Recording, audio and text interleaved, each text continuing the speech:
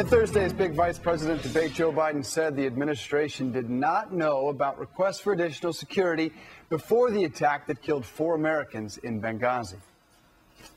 Well, we weren't told they wanted more security again. We did not know they wanted more security again. And by the way, at the time, we were told exactly, we said exactly what the intelligence community told us that they knew.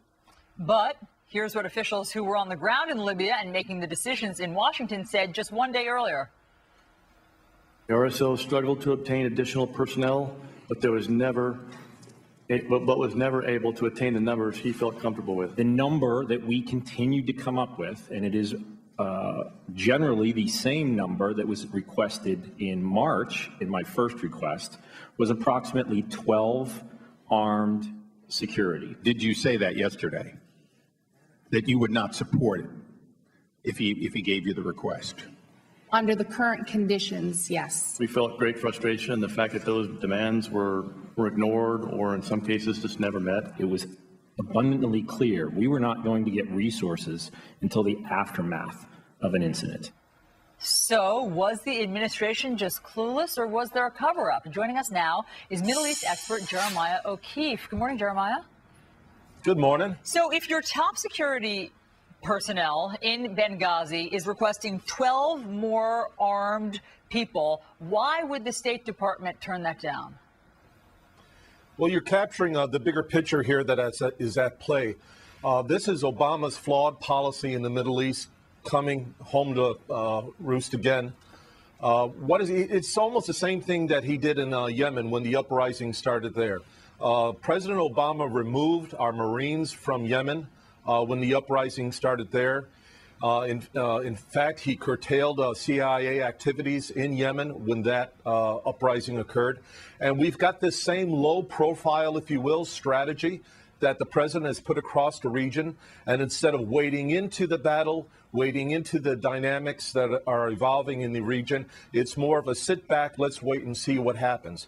And it's interesting is that General Petraeus, our current director of the CIA, actually had to go to the President of the United States and request for greater flexibility to kill al-Qaeda in Yemen a couple of years ago after the uprising started there. As for this situation, though, Jeremiah, let me ask you. Clearly the request was made to the State Department, and the State Department turned it down.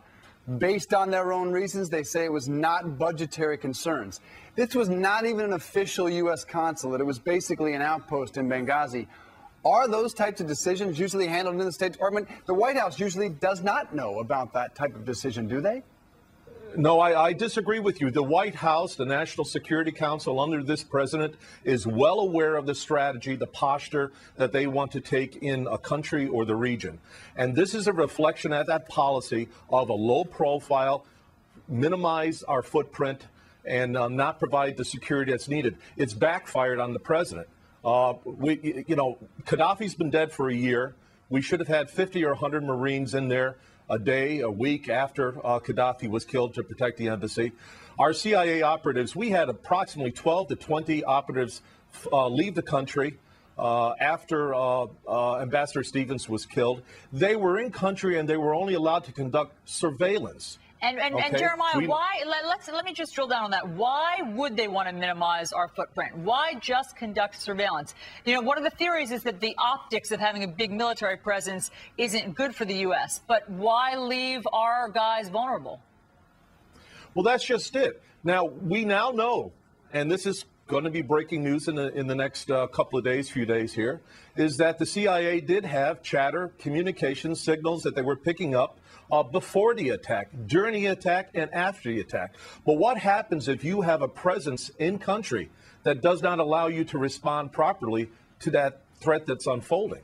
Okay, that's the position that we found ourselves in because the president did not send Marines there after Gaddafi was killed. The CIA was not allowed to do anything but surveillance. We should have been working with the locals on the ground, quite frankly, speaking plainly, covertly, to begin taking out the bad guys, al-Qaeda, in Libya. That should have been going on for the last year. We haven't been doing that. As Governor Romney said during his speech on the Middle East a week ago, we need to be wading in and shaping the events that are unfolding in the region. Now, sure, you want this to be their own revolutions and everything else, but the fact of the matter is, embedded in that are lots of bad guys, and we need to covertly begin taking care of those fellas. Jeremiah O'Keefe, thanks so much for your expertise this morning. You're welcome.